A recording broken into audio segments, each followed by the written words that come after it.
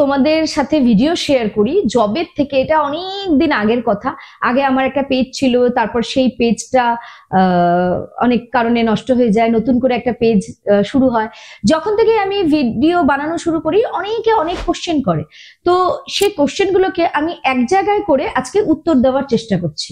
তো আমি একটা সেট করে রেখেছি যে কোশ্চেন গুলো সব থেকে কমন, সারা বছর যে কোশ্চেন গুলো তোমাদের কাছে প্রত্যেক দিন বিভিন্ন রকমের ক্লায়েন্টরা করে, কমেন্টের মাধ্যমে করো, কেউ পার্লারে এসে করে, কেউ মেসেঞ্জারে করে, কেউ হোয়াটসঅ্যাপে করে, বাট এই টাইপের কোশ্চেন সবাই করে। তো দেখো এই কোশ্চেনের মাধ্যমে কোশ্চেনের অ্যান্সার গুলো দিয়ে দিলে তোমাদের হয়তো আমি কিছুটা হেল্প করতে পারবো। ফার্স্ট কোশ্চেন হচ্ছে, আমরা হেয়ার ফলটাকে কিভাবে কমাবো?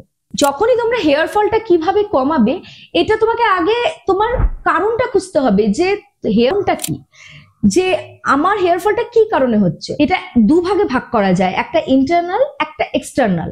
ইন্টারনাল একটা হেয়ার ফল হয়, একটা এক্সটার্নাল হেয়ার ফল হয়। এবার তোমাকে কিছু কিছু কজ আছে, সেই কজ গুলোকে জানতে হবে, বুঝতে হবে। যেমন কি, যেমন ইন্টারনাল প্রবলেম গুলোর মধ্যে কি হয়, তোমার ভিটামিন যদি ডেফিসিয়েন্সি থাকে, তোমার নিউট্রিশনের ডেফিসিয়েন্সি থাকে, তাহলে তোমার হেয়ার ফল হবে।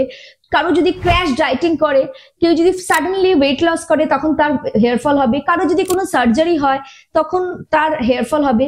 কারো যদি কেউ অ্যান্টিবায়োটিক নেয় এবং অ্যান্টিবায়োটিকটা নেওয়ার 3 মাস পর তার এই এফেক্টটা চলতে থাকে, তখন তার হেয়ার ফল হয়।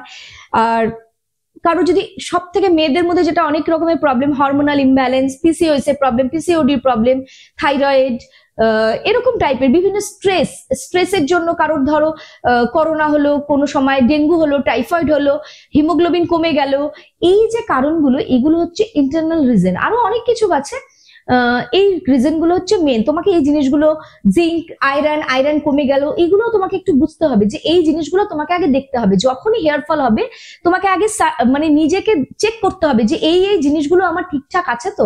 যদি এই জিনিসগুলো না ঠিক থাকে তাহলে তোমাকে চেক করে মেডিসিন নিতে হবে, সাপ্লিমেন্ট নিতে হবে।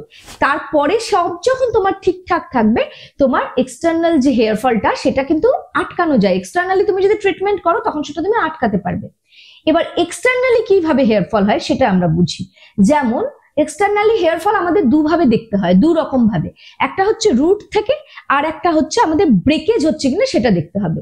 এবার যদি রুট থেকে কখন হবে, যখন তোমার স্ক্যাল্পের মধ্যে ড্যান্ড্রাফ থাকবে, তোমার স্ক্যাল্প অয়েলিনেস হবে, তোমার শ্যাম্পু ভালো করে করা হবে না, তখন কি হবে, তোমার ইন্টারনাল কোনো প্রবলেম থাকবে, তখন তোমার রুটের থেকে হেয়ার ফলটা স্টার্ট হবে।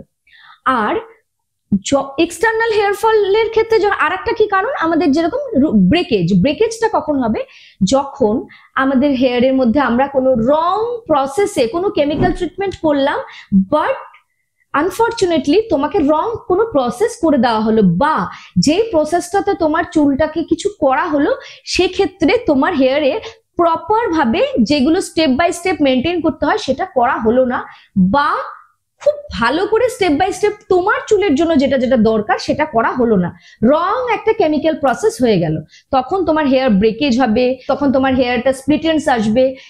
এইটা হচ্ছে এক্সটার্নাল রিজন। ম্যাক্সিমাম মানুষ আস্ক করে যে কটা হেয়ার ফলকে আমরা নর্মাল হেয়ার ফল বলতে পারি। সেক্ষেত্রে 50 to 100টা স্ট্যান্ডস আমাদের ডেইলি হেয়ার ফল আমাদেরকে ন্যাচারাল হেয়ার ফল বলে ধরা হয়। বাট সেক্ষেত্রে কিছু কিছু ক্রাইটেরিয়া আছে। যেমন যাদের একটু থিন টাইপের হেয়ার, তাদের ক্ষেত্রে যদি 50টা হেয়ার পড়ে তাহলে সেটা অনেক বেশি। তার ক্ষেত্রে 10 to 20টা নর্মাল, মানে তার যদি 50টা হেয়ার ফল ডেইলি হয় তাহলে তো অনেক চুল পড়ে যাবে, তাই না? এবার ধরো কারো চুল লম্বা, তো সেক্ষেত্রে, বা অনেকটা বাঞ্চ, এক একটা তো হেয়ারটা তো আমাদের জেনেটিক্যালি না, এক একটা ধরো তোমার হেয়ারটা খুব মোটা টাইপের এবং হেয়ারটা অনেক লম্বা, তো সেক্ষেত্রে 50 to 100 স্ট্যান্ডস নর্মাল। এবার থার্ড কোশ্চেন তোমরা জিজ্ঞেস করো যে হেয়ার ফলকে কন্ট্রোল করার জন্য কোনো তেল দেবে দিদি? সব সময় কমেন্টের মধ্যে দেখি। প্রথম কথা তো তেলটা সবাই ইউজই করতে পারে না। যদি তোমার অয়েলি স্ক্যাল্প হয় তাহলে তুমি যদি তেল দাও তাহলে তো তোমার চুল পড়বে, তাই না? এবার যদি কারোর প্রচন্ড ভাবে ড্যান্ড্রাফ থাকে সেক্ষেত্রেও সে তেল ইউজ করতে পারে না। এবার কাউকে যে আমি তেল দিলে পরেই সেটা হেয়ার ফলটাকে কন্ট্রোল করে আসবে, এই মিথ, এই জিনিসটাকে একদম মন থেকে সরিয়ে দাও। কারণ কি, তেল দিলেই যে তোমার চুল ভালো হবে তা না। ধরো তোমার আজকে ভিটামিন ডেফিসিয়েন্সি আছে, তোমার B12 কম আছে, বা তুমি কোনো ইলনেস থেকে, বা তুমি কোনো সার্জারি, তোমার রিসেন্ট কিছুদিন আগে একটা সার্জারি হয়েছে, তো তোমার এখন, বা তোমার শরীরে হিমোগ্লোবিন অনেকটা কম, বা হরমোনাল ডিসব্যালেন্স আছে, ইউট্রাসে প্রবলেম আছে, তো এরকম ধরো তোমার শরীরে কোনো প্রবলেম আছে, এবার তুমি উপর থেকে কোনো তেল মাথায় লাগালে, তুমি অ্যাড ফ্যাড দেখে একটা তেল লাগালে মাথায়, সেই তেলটা লাগালে পরে তোমার কি ভিতরের যে প্রবলেমগুলো সেগুলো ঠিক হয়ে যাবে? তো তোমার কি হেয়ার ফলটা আটকাবে?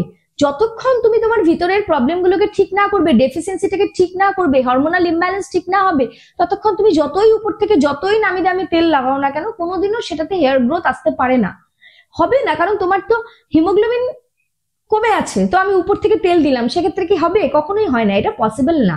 তাহলে এটার উত্তরটা কি? সবার ক্ষেত্রে এক না। হ্যাঁ, তেলটা লাগাতে পারি, সে তেলটা কখন লাগাতে পারি, কিরকম লাগাতে পারি সেটা আমি বলছি। নেক্সট কোশ্চেনে যখন আসছি তখন আমি সেটা বলছি।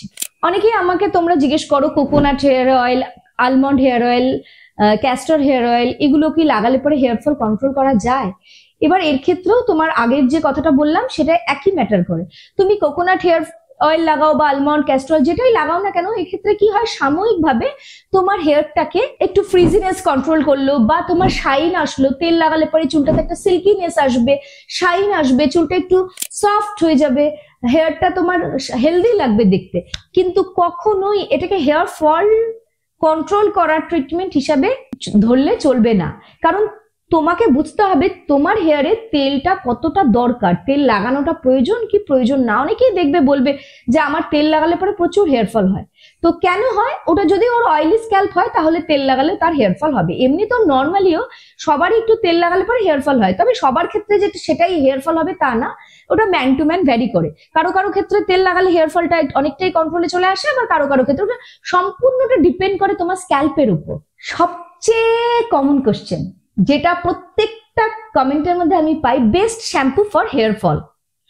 সেক্ষেত্রে তুমি আমাকে বলো, যদি best shampoo for hair oil, কোনো শ্যাম্পুই খারাপ বা কোনো শ্যাম্পুই ভালো এরকম মানে এরকম হয় না। আর হেয়ার ফল কন্ট্রোল বলেও কোনো শ্যাম্পু করা যায় না। আজকে তোমরা এখানে লেখো যে হেয়ার ফলটাকে কন্ট্রোল করার একটা শ্যাম্পু, অ্যান্টি হেয়ার ফল। এবার দেখো তোমার হচ্ছে, দেখা গেল তোমার হিমোগ্লোবিনের কারণে হেয়ার ফলটা হচ্ছে, তাহলে তুমি অ্যান্টি হেয়ার ফল শ্যাম্পু লাগাচ্ছ, তোমার মাথায় তুমি অ্যান্টি হেয়ার ফল শ্যাম্পু লাগাচ্ছ, তাহলে কি তোমার সেই হেয়ার ফলটা কমবে? কখনোই কমবে না। তোমাকে হেয়ার ফলের রিজনটা তো আগে ফাইন্ড আউট করতে হবে, যে তোমার কি রুটের থেকে চুল পড়ছে, না ব্রেকেজ হচ্ছে, নাকি তোমার ইন্টারনাল ডেফিসিয়েন্সি আছে, না কি হচ্ছে। তারপরে তোমাকে আইডেন্টিফাই করতে হবে যে কোন শ্যাম্পুটা তোমার স্ক্যাল্পের জন্য প্রেফারেবল। এইবার তোমার যদি ড্রাই স্ক্যাল্প হয় তোমাকে কোনো সেরকম কোনো শ্যাম্পু লাগাতে হবে। তোমার যদি ড্রাই, আচ্ছা কোন শ্যাম্পু তুমি লাগাতে পারো, দেখো ডেইলি বেসিসে, এটাও একটা ব্যাপার, এটাও অনেকটা একটা কোশ্চেন থাকে। যেমন কি আমরা ডেইলি বেসিসে কি শ্যাম্পু লাগাবো? মাইল্ড কোনো শ্যাম্পু আমরা লাগাতে পারি। ডেইলি মানে ডেইলিও কেউ লাগাতে পারে, এটা ম্যান টু ম্যান ডিফার করে। তুমি ডেইলিও লাগাতে পারো, তুমি একদিন ছেড়ে ছেড়ে শ্যাম্পুও করতে পারো। এবার কোন কোন শ্যাম্পু কার কার, এবার ডেইলি বেসিসে যে শ্যাম্পু মানে রেগুলার বেসিসে আমরা শ্যাম্পু করি, যদি কারোর কোনো প্রবলেম না থাকে তাহলে তুমি মাইল্ড যে কোনো শ্যাম্পু লাগাতে পারো। তোমার যদি অয়েলি স্ক্যাল্প হয় তাহলে তোমাকে স্ক্যাল্পের মধ্যে অয়েল কন্ট্রোল কোনো প্রোডাক্ট লাগাতে হবে। অয়েলি স্ক্যাল্পের জন্য অয়েলি স্ক্যাল্পের শ্যাম্পুই তোমাকে ইউজ করতে হবে। আর যদি তোমার ড্রাই স্ক্যাল্প হয় সেক্ষেত্রে তুমি sulphate paraben free shampoo use করতে পারো। তাহলে কি হয়, তোমার স্ক্যাল্পের ময়েশ্চারটা থাকবে। তোমার ড্রাই স্ক্যাল্পের জন্য ময়েশ্চার দরকার। তাহলে যদি কেউ বলে বেস্ট শ্যাম্পু, এবার ধরো আমার অয়েলি স্ক্যাল্প, এবার তার ড্রাই স্ক্যাল্প, এবার একটা শ্যাম্পু রাখা হলো, একটা শ্যাম্পু আমার যেহেতু অয়েলি স্ক্যাল্প এটা আমার খুব ভালো লাগলো, কিন্তু ওর যেহেতু ড্রাই স্ক্যাল্প সেটা ওর জন্য তো সুইটেবল না। তাহলে শ্যাম্পুটার কি দোষ? শ্যাম্পুটা তো best shampoo, but for which type of hair, আমার স্ক্যাল্পের জন্য ওটা দরকার, কার স্ক্যাল্পটার জন্য কোনটা দরকার সেটাকে বুঝে আমাদেরকে স্ক্যাল্পে শ্যাম্পু লাগাতে হবে। এবং ওয়েদারের উপরেও কিছু কিছু জিনিস ডিপেন্ড করে, যেমন ড্রাই ওয়েদার, যখন শীতকাল পড়বে উইন্টারে আমাদের সবার স্ক্যাল্প ড্রাই হয়ে যায়, তখন আমাদের কিন্তু এটা মেনটেন করতে হবে যাতে স্ক্যাল্প ড্রাই না হয়, এরকম কোনো শ্যাম্পু আমাদের স্ক্যাল্পে লাগাতে হবে। এবার আমার হেয়ারে কালার ট্রিটেড, আমার চুলে কালার করা আছে, তো আমি কোন টাইপের শ্যাম্পু ইউজ করব? তো কালার হেয়ার গুলোর জন্য colour guard shampoo, colour treated hair যে শ্যাম্পু গুলো সেগুলো তোমরা ইউজ করতে পারো। ওটাতে কি হয়, একটু এক্সট্রা অ্যামাউন্ট অফ সিলিকন ওটাতে বেশি থাকে, ময়শ্চারাইজটা বেশি করে স্ক্যাল্পটাতে, রুটটাতে। তাতে কি হবে, তোমার রুটে লেন্থের হেয়ারটার মধ্যে ব্রেকেজটা আনতে দিবে না এবং কালারটাকে একটা কোটেড করে ওটাকে প্রোটেকশনে রাখবে। তো কালার ট্রিটেড শ্যাম্পু আমরা তখন ইউজ করব যখন আমাদের কালার করছি, এবং কালার করলে যে চুলটাতে যে প্রবলেমগুলো হয়, কালার গার্ড শ্যাম্পু ইউজ করলে কি হয় সেই প্রবলেমগুলো কিছুটা হলেও তোমাকে কন্ট্রোল করা যায়। তবে কালার করা হেয়ারের জন্য always colour treated shampoo use করাটাই বেটার, কারণ কালারের মধ্যে যে প্রবলেম, কালার করার জন্য যে প্রবলেমগুলো হয় সেটা কিন্তু কালার ট্রিটেড শ্যাম্পু ইউজ করলে অনেকটাই রিকভার করা সম্ভব, যেহেতু ওটাতে এক্সট্রা সিলিকন থাকে এবং এক্সট্রা ময়শ্চারাইজড হয়। তোমার ড্যান্ড্রাফ হলে কি হেয়ার ফল হয়? ড্যান্ড্রাফ হলেই যে তোমার হেয়ার ফল হবে তা না। তোমার স্ক্যাল্প, যেমন আমাদের উইন্টারে একটা মাইল্ড ড্যান্ড্রাফ হলো, এটা খুব স্বাভাবিক ব্যাপার, এটা হতেই পারে মাইল্ড ড্যান্ড্রাফ। তো এটার জন্য তোমার, যেমন আমাদের স্কিনটা শীতকালে একদম ড্রাই হয়ে যায়, তো এটা তো নর্মাল ব্যাপার, সবার ক্ষেত্রেই তাই হয়। গরমকালে তোমার অয়েলি হয়ে যাবে, শীতকালে তোমার ড্রাই হয়ে যাবে। তো এটা তোমার স্ক্যাল্পের ক্ষেত্রেও একদম অ্যাপ্রোপ্রিয়েট, যে স্ক্যাল্পের মধ্যেও তোমার কি হবে, ড্রাইনেস আসবে। তবে হ্যাঁ, তোমার যদি মাইল্ড ড্যান্ড্রাফ থাকে, মানে আমাদের স্কিনটা যদি নর্মাল ভাবে ড্রাই হয়, তার জন্য যে ড্যান্ড্রাফটা আসছে সেটাতে তোমার হেয়ার ফল হবে না, কারণ ওটা তোমার স্ক্যাল্পের উপরে এফেক্টই আসবে না। কিন্তু তোমার যদি সিভিয়ার ড্যান্ড্রাফ হয়, যেমন সেবোরিক ডার্মাটাইটিস এরকম টাইপের যদি চলে যায়, বা ফ্লেকি টাইপের হয়, তোমার আইব্রোজে চলে আসছে, তোমার কানে চলে আসছে ড্যান্ড্রাফ গুলো, বা তোমার সম্পূর্ণ পাপড়ি টাইপের মোটা মোটা চামড়া টাইপের উঠছে, মোটা মোটা পাপড়ি টাইপের খোলস উঠছে, স্ক্যাল্পে কোনো কোনো জায়গায় তোমার ফাঙ্গাসের মতন হয়ে যাচ্ছে, সেটা কিন্তু নিয়ে বসে থাকলে চলবে না, সেটাও কিন্তু সেটা একটা বিশাল প্রবলেম হয়ে যায়। হ্যাঁ, এইরকম ড্যান্ড্রাফের ক্ষেত্রে তোমাকে ট্রিটমেন্ট নিতে হবে এবং এটাকে সারানোর চেষ্টা করতে হবে, এবং তোমার স্ক্যাল্প অনুযায়ী যা যা দরকার সেটাকে করতে হবে। না হলে ওই যেখানে যেখানে তোমার এই টাইপের ড্যান্ড্রাফ গুলো হচ্ছে, এটা ক্রমশ বাড়তে থাকবে, আর এটা কিওর করা খুব দরকার। এটা যদি না হয় তা ওইখান থেকে আস্তে আস্তে চুলগুলো উঠেই যায়, সবারই ওঠে তাই। তো হ্যাঁ, ড্যান্ড্রাফ হলে তোমার হেয়ার ফল হবে, বাট সেটার মধ্যে ডিফারেন্স থাকে। তোমার যদি মাইল্ড ড্যান্ড্রাফ থাকে, কখনোই উইন্টারে যে ড্যান্ড্রাফ গুলো সেটার জন্য হেয়ার ফল কখনোই হয় না, ওটা নর্মাল ব্যাপার, সবার ক্ষেত্রেই উইন্টারে ড্যান্ড্রাফ হবেই। তারপরেও যেটুকু নর্মাল হেয়ার ফল হচ্ছে, ওটা একদম নর্মাল ব্যাপার, একদম মানে ডোন্ট ওয়ারি, নো টেনশন। এটা হচ্ছে অনেকেই বুঝতে পারে না যে আমার হেয়ার ফলটা যে হচ্ছে, আমার হেয়ারটা ব্রেকেজ হচ্ছে না আমার হেয়ার ফল রুট থেকে হচ্ছে, অনেকেই তোমরা বুঝতে পারো না। এটাতে কি হবে, তোমাকে বুঝতে হবে, দেখতে হবে যে রুট থেকে যে চুলটা পড়ছে, তোমার স্ক্যাল্পে যে রুট থেকে যখন পড়ছে, তোমাকে তোমার হিস্ট্রিটাও দেখতে হবে, যে তুমি কি করেছো হেয়ারে, তুমি কোনো কেমিক্যাল ট্রিটমেন্ট করেছো নাকি, তারপর থেকেই তোমার হেয়ার ফলটা হচ্ছে নাকি, বা তোমার স্ক্যাল্পটা কি টাইপের হচ্ছে। তোমাকে একটু নিচে, যখন তোমার হেয়ার ফলটা হবে, তোমাকে নিচের দিকে একটু দেখতে হবে যে ওখান থেকে টুকরো টুকরো হেয়ার নাকি তোমার লম্বা লম্বা হেয়ার। তো যদি বড় বড় হেয়ার হয় উইথ বিল্ড আপ, তার মানে কি যে তোমার রুটের থেকে হেয়ার ফলটা হচ্ছে। আর যদি তুমি দেখতে পাচ্ছ যে তুমি কোম করার সময় যাদের চুলগুলো বার্ন হয়ে যায়, তখন দেখবে ওই রং কেমিক্যাল ট্রিটমেন্ট করার ফলে, তখন দেখবে এরকম করে আঁচড়ালে পরে টুকরো টুকরো টুকরো টুকরো হেয়ার নিচে পড়ে থাকে, তো সেটাকে হেয়ার ব্রেকেজ বলে। তো তোমরা এইভাবে ডিফারেন্সিয়েট করতে পারো নিজেই ঘরে বসে, যে কিভাবে তোমরা হেয়ার ফল এবং হেয়ার ব্রেকেজ কোন ডিফারেন্সিয়েটটা তোমরা কিভাবে করবে, এটা তোমরা নিজেরাই করতে পারো। রাইট, অয়েলিং করা কি খুব ভালো? আমার পার্সোনালি আমি যত ক্লায়েন্ট ঘাটি, আমি দেখি যে ওভারনাইট অয়েলিং করলে কিছু কিছু প্রবলেম হয়। যেমন যাদের অয়েলি স্কিন, তাদের মুখে একনে চলে আসে। কেউ কেউ ওভারনাইট অয়েল দেয়, এবার অয়েলটা এতটাই বেশি করে দেয় যে পরের দিন সকালবেলা এত রগড়ারগড়ি করতে হয় ওই তেলটা সরানোর জন্য, যে স্ক্যাল্পটা ভালো করে পরিষ্কার হয় না। তো এই জন্য আমি পার্সোনালি প্রেফার করি না ওভারনাইট অয়েলটা। তবে যদি কেউ মাপ মতন কোয়ান্টিটি বেসে অল্প অল্প করে, যেটা স্ক্যাল্পে রুটেই দরকার সেরকম ভাবে যদি অয়েলিং করে, তাহলে এখানে কোনো প্রবলেম নেই, তোমরা ওভারনাইট অয়েলিং করতে পারো। তবে তোমরা সকালবেলাও অয়েলিং করে স্নানটা করে নিতে পারো 1 ঘন্টা 2 ঘন্টা রেখে। তবে যখনই অয়েলটা দেবে, অয়েলটা অল্প অল্প করে দিলে পরে না বেশি অত প্রবলেম হয় না, কারণ অয়েল দিলে পরে আমাদের চুল পড়াটা সবারই হয়, সবার অয়েল দিলে চুল পড়বে। এবার যদি তুমি অনেক অয়েল দিয়ে দাও, তাহলে যদি চপচপা হয়ে থাকে, তাহলেও তো আর একটা প্রবলেম, তাই না? তাই জন্য বেশি চপচপা করে অয়েল দেবে না, একটু মোটামুটি যেটা তোমার অয়েলিং এর দরকার সেরকম ভাবে দেবে, খুব অল্প অল্প করে, যেটা তোমার স্ক্যাল্পের রুটটাকে স্ক্যাল্প হেলথটাকে ভালো রাখবে, এরকম যেগুলো রিগ্রোথ অয়েল হয় সেগুলো। এবার রিগ্রোথ অয়েলের জন্য তোমরা রোজমেরি অয়েলও ইউজ করতে পারো। রোজমেরি অয়েলকে কিন্তু তোমরা ডিরেক্টলি ইউজ করতে পারবে না, ওটা কোকোনাট অয়েলের সাথে মিক্স করে 1:9 এই রেশিওতে মিক্স করে তোমরা ইউজ করতে পারো যদি কারো দরকার হয়।